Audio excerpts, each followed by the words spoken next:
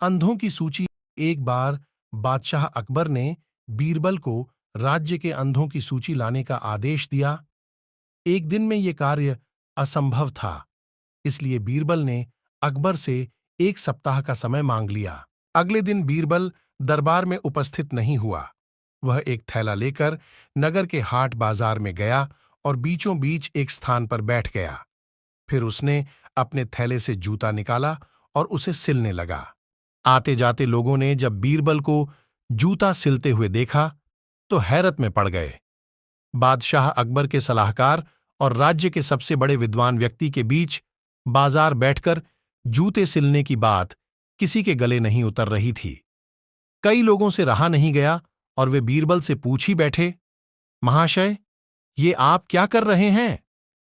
इस सवाल का जवाब देने के बजाय बीरबल ने अपने थैले में से एक कागज निकाला और उसमें कुछ लिखने लगा। इसी तरह दिन गुजरते रहे और बीरबल का बीच बाजार बैठकर जूते सिलने का सिलसिला जारी रहा। ये आप क्या कर रहे हैं? जब भी यह सवाल पूछा जाता, वह कागज पर कुछ लिखने लगता। धीरे धीरे पूरे नगर में यह बात फैल गई कि बीरबल पागल हो गया है।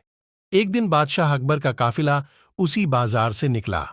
जूते सिलते हुए बीरबल पर जब अकबर की दृष्टि पड़ी तो वे बीरबल के पास पहुंचे और सवाल किया, बीरबल, ये क्या कर रहे हो?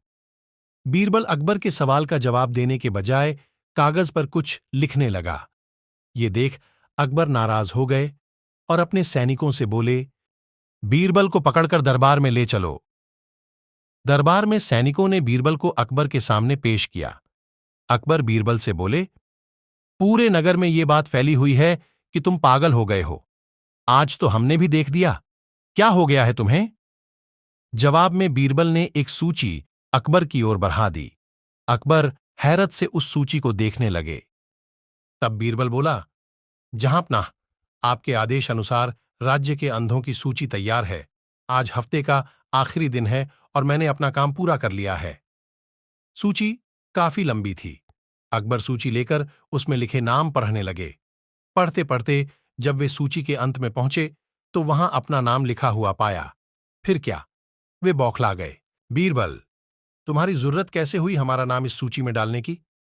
अकबर बीरबल पर बिफरने लगे। गुस्सा शांत करें हुजूर, मैं सब बता रहा हूं, कहकर बीरबल बताने लगा। बादशाह सलामत, पिछले 1 सप्ताह से मैं रोज बीच बाजार जाकर जूते सिल रहा था। मेरे क्रियाकलाप हर आते जाते व्यक्ति को नजर आ रहे थे।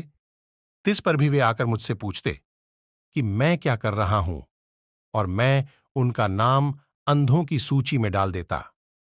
सब आंखें होते हुए भी अंधे थे हुजूर। गुस्ताखी माफ हुजूर, ये सवाल आपने भी किया था, इसलिए आपका नाम भी इस सूची में है। अब अकबर क्या कहते? वे निरुत्तर हो गए।